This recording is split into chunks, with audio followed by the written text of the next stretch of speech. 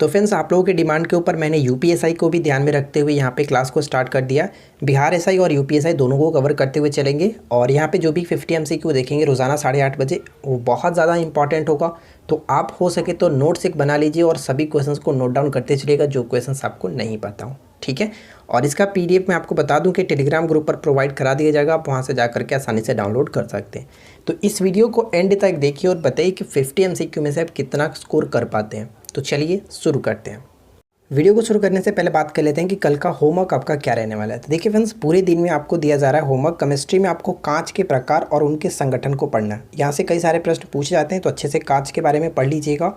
और रिविजन्स के तौर पे एक छोटा सा दे रहा हूँ टॉपिक है पाचन तंत्र, ठीक है। पाचन तंत्र को कवर करेंगे और टॉपिक वाइज सीरीज़ में हमारा रहेगा प्रमुख जनजाति, इसको भी पढ़ लीजिएगा। और करंट अफेयर्स में फरवरी 2021 को एक बार अच्छे से फिर से रिवीजन करना है। और इस पर मैंने एक अलग से वीडियो भी बना रखा है, तो आप उस वीडियो को भी देख करके काफ़ी क्वेश्चंस वहाँ से कलेक्शन कर सकते हैं, ठीक है। तो चलिए अब आज के सेट को शुरू करते हैं। देखिए फ्रेंड्स, फर्स्ट क्वेश्चन क्या कह रहा है कि किस काल या युग में पत्थर के औजार सबसे पहले पाए गए थे। पत्थर के औजार सबसे पहले पाए गए थे। इस प्रश्न का सही उत्तर क्या होगा? पूरा पाषाण काल में, ठीक है। पूरा पाषाण काल से एक क्वेश्चन तो आपको और याद रखना है, जो आग का आविष्कार हुआ था वो पूरे पाषाण काल में ही हुआ था, ठीक है। नेक्स्ट क्वेश्चन की किस प्रसिद्ध शासक को शिलालेखों का जनक कहा जाता है। शिलालेखों के जनक के रूप में किसे जाना जाता है? तो राइट आंसर यहाँ पे हो जाएगा अशोक, ठीक है। अशोक को शिलालेखों के जनक के रूप में जाना जाता है और इनके शिलालेख को सबसे पहले किसने पढ़ा था? जेम्स प्रिंसेप ने 1837 में। ये चीज़ आपको याद रखना है। क्वेश्चन नंबर 3 कह रहा है कि चंद्रगुप्त द्वितीय के संबंध में निम्नलिखित में से कौन सा कथन सही है। तो तीनों पॉइंट्स को अच्छे से पढ़िए और बताइए कि यहाँ पे सही आंसर हमारा क्या होगा। देखिए पहला पॉइंट्स पढ़ते हैं। चंद्रगुप्त द्वितीय के बारे में बात करना है, तो पहला पॉइंट है कि शक विजय के उपलक्ष्य में इन्होंने विक्रमादित्य की उपाधि धारण की थी। बिल्कुल सही है, कोई दिक्कत नहीं, ठीक है। चंद्रगुप्त द्वितीय ने विक्रमादित्य की उपाधि धारण की थी, सही है। सेकंड पॉइंट है कि 319-320 ईस्वी में इन्होंने गुप्त संवत को प्रारंभ किया था। ये पॉइंट गलत है, क्योंकि गुप्त संवत जो स्टार्ट किया गया था चंद्रगुप्त प्रथम के द्वारा स्टार्ट किया गया था। ये पॉइंट्स गलत हो जाता है। शकों के अहंकार को चूर करने के कारण इसे सकारी, ठीक है, सकारी भी कहा जाता है। तो ये पॉइंट्स भी बिल्कुल सही है कि चंद्रगुप्त द्वितीय को ही सकारी कहा गया। तो फर्स्ट और थर्ड यहाँ पे करेक्ट हो रहा है, इस वजह से option B will be correct answer. देखिए नेक्स्ट क्वेश्चन क्या है। देवी चंद्रगुप्तम निम्नलिखित में से किसकी रचना है। देवी चंद्रगुप्तम जो वो किसकी रचनाएं हैं। तो इस प्रश्न का सही उत्तर हो जाता है देवी चंद्रगुप्तम विशाखदत्त, ठीक है। विशाखदत्त करेक्ट होगा। विशाखदत्त की एक और जो कि फेमस पुस्तक क्या नाम है? मुद्रा राक्षस, ठीक है। मुद्रा राक्षस ध्यान रखेंगे। नेक्स्ट प्रश्न है कि गुप्तकालीन स्वर्ण मुद्राओं का सबसे बड़ा ढेर या फिर समूह कह सकते हैं बयान से प्राप्त हुआ है। यह किस राज्य में स्थित है? बताइए कि बयान जो है किस राज्य में स्थित है। तो यहाँ पे सही उत्तर होगा ऑप्शन बी, राजस्थान में पड़ता है बयान, ध्यान रखिएगा। नेक्स्ट वन है कि एल नीनो की धारा जो है किस प्रकार की जलधारा है। एल नीनो की जलधारा जो किस प्रकार की जलधारा है। तो यहाँ पे सही आंसर हमारा हो जाता है ऑप्शन, किसे टिक करेंगे? बी को, प्रशांत महासागर की गर्म जलधारा, ध्यान रखेंगे। और एल नीनो की जो जलधारा है वो पेरू के तट पर उत्पन्न होती है, या फिर हम्बोल्ट की कह सकते हैं। हम्बोल्ट और पेरू दोनों एक ही नाम है, तो हम पेरू के तट पर ये उत्पन्न होती है। देखिए नेक्स्ट प्रश्न क्या कह रहा है कि लोकसभा में सीटों की संख्या 525 से बढ़ाकर के 545 किस संवैधानिक संशोधन अधिनियम के द्वारा किया गया था। ये मोस्ट इंपॉर्टेंट क्वेश्चन है। पहले लोकसभा में 525 सीटें हुआ करती थी, जिसको बढ़ाकर के 545 की गई है। तो ये किस संविधान संशोधन के द्वारा हुआ था? तो सही आंसर यहाँ पे होगा 31वें संविधान संशोधन 1973, ठीक है, 1973 याद रखेंगे। देखिए अगला प्रश्न कह रहा है कि कांची के मुक्तेश्वर मंदिर और वेंकट पेरुमल मंदिर का निर्माण निम्नलिखित में से किसने कराया था। मुक्तेश्वर मंदिर और वेंकट पेरुमल मंदिर का निर्माण किसने कराया था? तो सही आंसर होगा ऑप्शन डी, नंदी वर्मन, ठीक है। अब यहाँ पे मैं आपको बता दूं, देखिए नरसिंह वर्मन प्रथम ने जो मंदिर निर्माण कराया था वो महाबलीपुरम के एकास्मिक मंदिर था, जबकि नरसिंह वर्मन द्वितीय ने एक मंदिर का निर्माण कराया था जिसका नाम था कांची का कैलाशनाथ मंदिर, ठीक है, ये भी ध्यान रखेंगे। और कृष्ण प्रथम ने एलोरा का कैलाश मंदिर का निर्माण कराया था। तो ये तीनों के तीनों पॉइंट्स इंपॉर्टेंट हो जाते हैं। और चौथा तो मैंने आपको बता ही दिया कि मुक्तेश्वर मंदिर या फिर वेंकट पेरुमल मंदिर का निर्माण नंदी वर्मन ने कराया। इस प्रश्न का सही उत्तर है ऑप्शन डी, अच्छे से याद रखेंगे। नेक्स्ट क्वेश्चन कह रहा है कि चंद्रताल नामक रामसर आर्द्र भूमि निम्नलिखित में से किस राज्य में स्थित है। बताइए कि चंद्रताल नामक जो रामसर आर्द्र भूमि है वो किस राज्य में पड़ता है। तो इसका संबंध हो जाता है हिमाचल प्रदेश से, ऑप्शन डी को टिक करेंगे। नेक्स्ट वन देखिए, राष्ट्रीय कृषि बीमा योजना कब लागू हुआ था? राष्ट्रीय कृषि बीमा योजना जो है वो कब लागू हुआ था? तो इस प्रश्न का सही उत्तर हो जाता है ऑप्शन बी, 1999 में राष्ट्रीय कृषि बीमा योजना लागू हुआ था। 2006 और 2009 आपको पता होगा क्यों फेमस है, तो मैं आपको बता दूं कि 2006 में नरेगा स्टार्ट हुआ था, जिसको 2009 में मनरेगा कर दिया गया था। तो ये पॉइंट्स आपको याद रखना है। फिलहाल correct answer option B. Next question की कलिंजर जो है, कलिंजर का किला किस राज्य में स्थित है? बताइए कि कलिंजर का किला किस राज्य में स्थित है? तो इस प्रश्न का उत्तर हो जाएगा उत्तर प्रदेश। ठीक है, उत्तर प्रदेश में स्थित है। नेक्स्ट क्वेश्चन की राष्ट्रीय पिछड़ा वर्ग आयोग के संबंध में निम्नलिखित में से कौन सा कथन असत्य है? तो ध्यान से पढ़िए चारों पॉइंट्स को और बताइए कि कौन सा कथन यहाँ पे असत्य है। राष्ट्रीय पिछड़ा वर्ग आयोग, तो चलिए हम एक एक करके देखते हैं। पहला पॉइंट कह रहा है कि यह एक संवैधानिक निकाय है, और दूसरा पॉइंट है कि इसका संबंध 102वें संशोधन से। तो ये बिल्कुल सही है कि 102वें संविधान संशोधन 2018 में इसको एक संवैधानिक निकाय बनाया गया था। तो ये दोनों पॉइंट तो सही हो जाता है। तीसरा पॉइंट है कि इसका गठन जो है वो 1994 में किया गया था। ये पॉइंट गलत है, क्योंकि इसका गठन 1993 में किया गया था। ये ध्यान रखिएगा, 1993 में। क्लियर? और यहाँ पे करेक्ट आंसर हो जाएगा ऑप्शन सी, जो कि गलत है। चौथा पॉइंट देख लीजिए कि इस आयोग के अध्यक्ष सर्वोच्च न्यायालय या फिर उच्च न्यायालय के सेवानिवृत्त न्यायाधीश होते हैं। तो ये पॉइंट्स बहुत ज़्यादा इंपॉर्टेंट हो जाता है। ठीक है ना? तो करेक्ट आंसर किसे टिक करेंगे? ऑप्शन सी को। आगे बढ़ते हैं। देखिए नेक्स्ट क्वेश्चन की सूपा विद्रोह का संबंध किस क्षेत्र से है? बताइए, सूपा विद्रोह का संबंध किस क्षेत्र से है? तो इस प्रश्न का सही उत्तर क्या होगा? सूपा विद्रोह का संबंध हम कह सकते हैं पुणे से है, और ये 19वीं शताब्दी में सूपा विद्रोह हुआ था। चलिए अगला प्रश्न, संथालों द्वारा दिक शब्द का प्रयोग किया गया था।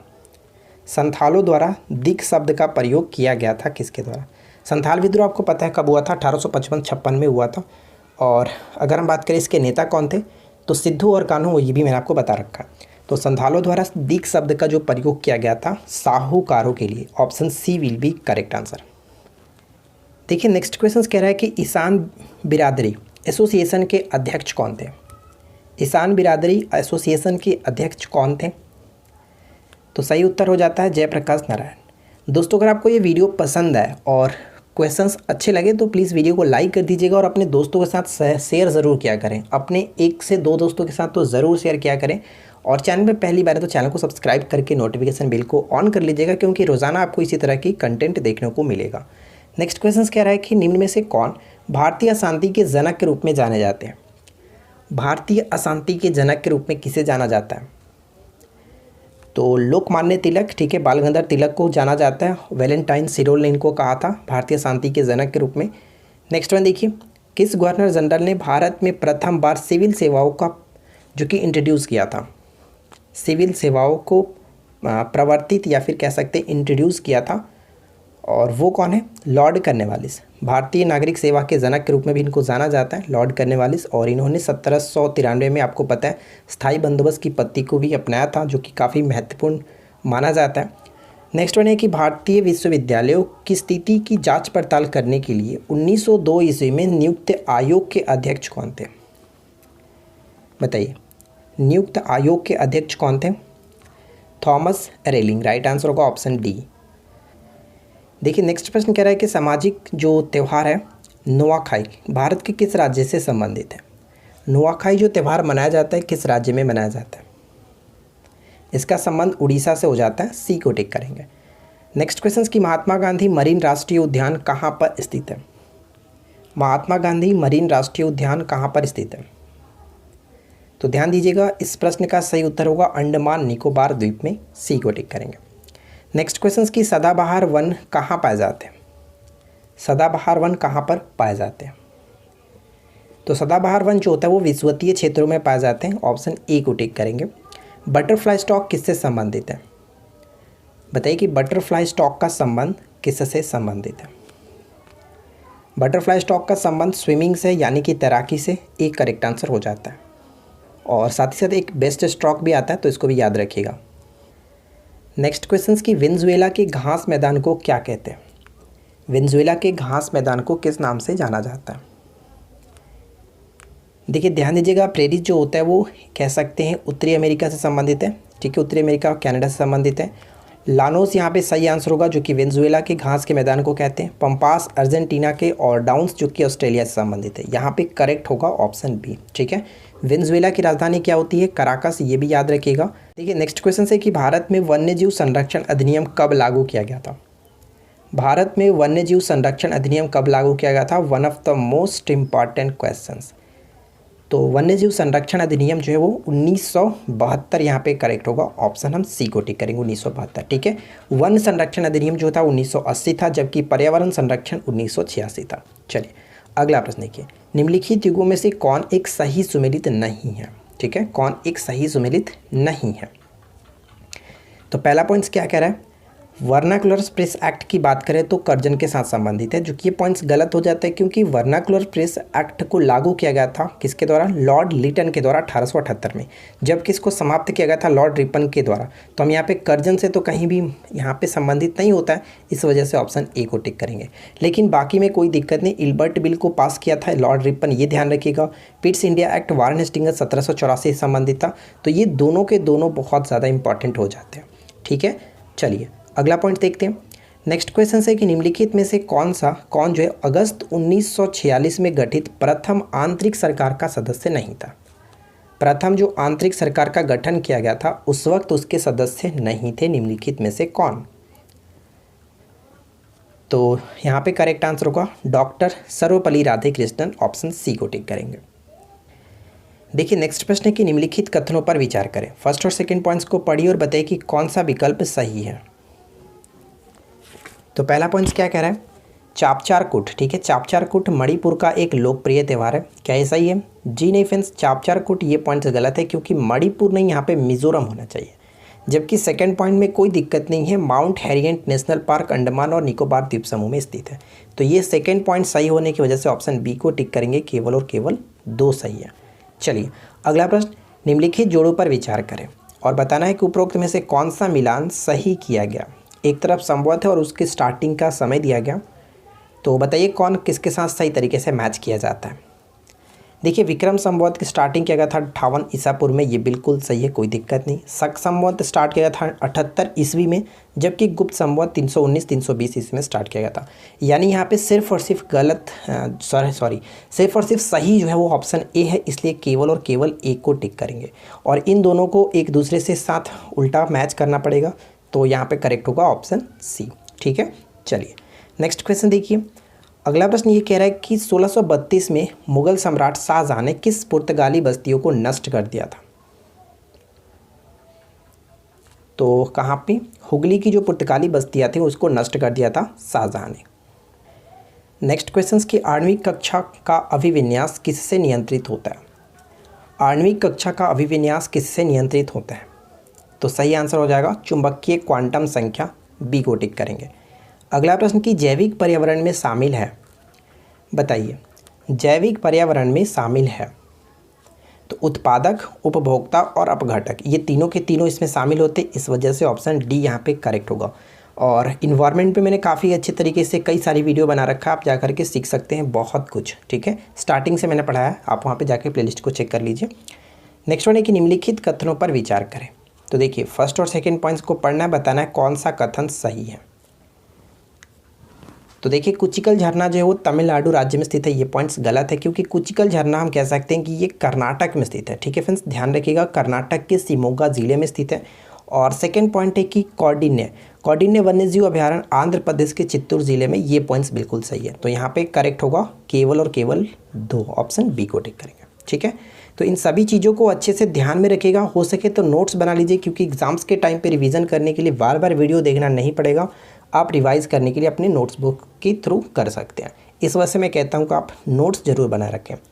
चिकनगुनिया वायरस का पता लगाने के लिए किस तकनीक का उपयोग किया जाता है? बताइए फ्रेंड्स, चिकनगुनिया वायरस का पता लगाने के लिए किस तकनीक का उपयोग किया जाता है? तो बायोसेंसर परीक्षण करते हैं, सी करेक्ट होगा। देखिए नेक्स्ट प्रश्न है कि किस अधिनियम के तहत बर्मा यानी कि म्यांमार को भारत से अलग किया गया था? बताइए किस अधिनियम के तहत? तो आपको पता है कि भारत सरकार अधिनियम 1935 के तहत 1937 में अलग किया गया था। यहाँ पे पूछा गया कि अधिनियम कौन सा था, इसलिए 1935 अधिनियम करेक्ट होगा, ऑप्शन बी को टिक करेंगे। जब पूछा जाता कि कब अलग किया गया था तो वहाँ पे हम 37 को टिक कर सकते थे। तो थोड़ा सा ध्यान दीजिएगा, अदरवाइज़ आप गलत कर देंगे। देखिए नेक्स्ट क्वेश्चन क्या कह रहे हैं, रबड़ को वल्कनीकृत करने के लिए प्रयुक्त तत्व कौन सा है। रबड़ को वल्कनीकृत करने के लिए आपको पता है कि अगर जो भी हमारा बिल्कुल सटीक रबड़ होता है, यानी कि बिल्कुल ओरिजिनल रबड़ होता है, वो बहुत ज़्यादा लचीला होता है, उसको डायरेक्ट उपयोग में नहीं ला सकते। तो उसको उपयोग में लाने के लिए थोड़ा सा उसको उसमें कुछ मिलाया जाता है। तो उसी में प्रयुक्त होने वाला तत्व कौन सा है, तो वो तत्व होता है सल्फ़र। ठीक है, सल्फ़र को उसमें डाल करके मिलाया जाता है, तब जा करके हम उस रबड़ को यूज़ के रूप में ला सकते हैं, यानी यूज़ करने लायक बनाते हैं। तो उसको कहते हैं वल्कनीकरण। ठीक है, और यहाँ पे होगा सल्फ़र, बिल्कुल करेक्ट आंसर हो जाता है, आप इसको याद रखिएगा। ठीक है, सल्फ़र। चलिए आगे बढ़ते हैं। नेक्स्ट वन है कि कथन 1 और कथन 2 दिया गया, दोनों को पढ़ना है, बताइए। पहला पॉइंट कह रहा है कि कुनैन मलेरिया के उपचार में प्रयुक्त किया जाता है, और सेकेंड कथन है कि यह सिनकोना की जड़ से प्राप्त की जाती है। तो अब यहाँ पे बताइए कि चारों में से सही क्या होगा, राइट आंसर किसे टिक करेंगे। तो चलिए देखते हैं।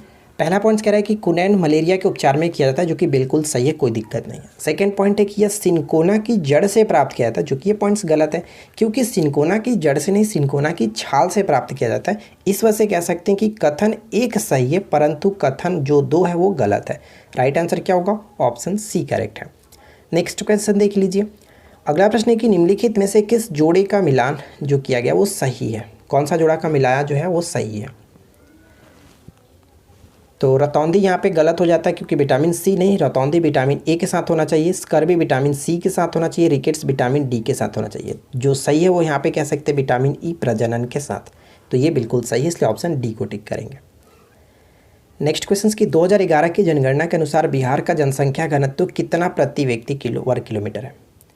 यानी बिहार का जनसंख्या घनत्व आपको बताना है कि 2011 की जनगणना के अनुसार कितना है। तो सभी राज्यों में टॉप पे है बिहार की जनगणना, 2011 की जनगणना के अनुसार बिहार का जनसंख्या घनत्व 1106 है। ठीक है, जबकि सबसे कम आपको पता है अरुणाचल प्रदेश 17 व्यक्ति प्रति वर्ग किलोमीटर। नेक्स्ट वन है कि आमतौर पर वर्णांधता यानी कि कलर ब्लाइंडनेस क्या है। तो कलर ब्लाइंडनेस में 2 रंगों की पहचान करने में दिक्कत होता है, लाल और हरे रंग को पहचानने में। तो ये एक प्रकार का जो फ्रेंड्स की जेनेटिक्स रोग होता है, अनुवांशिकी प्रकृति कह सकते हैं। ऑप्शन यहाँ पे ए करेक्ट है। नेक्स्ट वन है कि निम्नलिखित में से कौन सा वह यहाँ पे विचार है कि नई प्रजातियों का विकास को परिभाषित लक्षणों में अचानक एवं अप्रत्याशित परिवर्तन के कारण हुआ है। बताइए, निम्नलिखित में से कौन सा विचार है कि नई प्रजातियों के विकास को परिभाषित लक्षणों में अचानक और अप्रत्याशित परिवर्तन से हुआ है। इसको हम पढ़ सकते हैं उत्परिवर्तन में। और उत्परिवर्तन का जो नियम दिया था या फिर उत्परिवर्तन का सिद्धांत किसने दिया था, तो एच.डी. ब्रिज ने दिया था। नेक्स्ट प्रश्न कह रहा है कि पंचायती राज विषय है।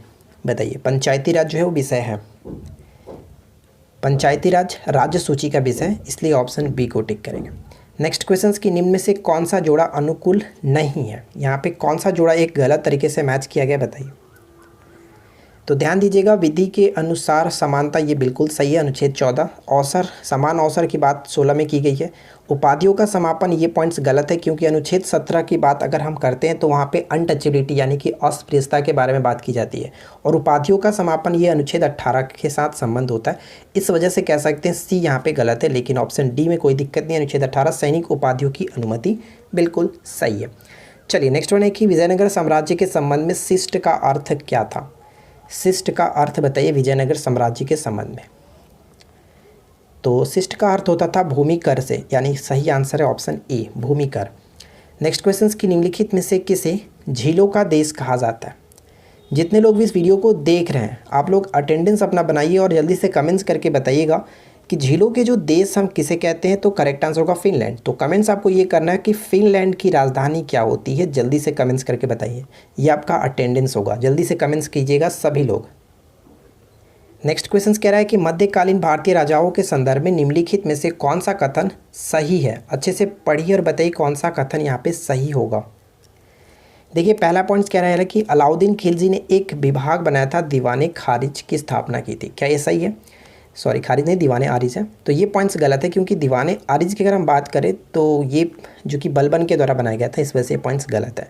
बलबन ने अपनी सेना के घोड़ों को दागने की पद्धति शुरू की, ये पॉइंट्स भी गलत है, क्योंकि घोड़ों को दागने की जो प्रथा स्टार्ट की गई थी वो अलाउद्दीन खिलजी ने स्टार्ट की थी, ना कि बलबन ने। तो ये पॉइंट्स भी गलत हो जाता है। फिरोज शाह तुगलक ने गुलामों को एक अलग विभाग बनाया था, दीवाने बदंगान।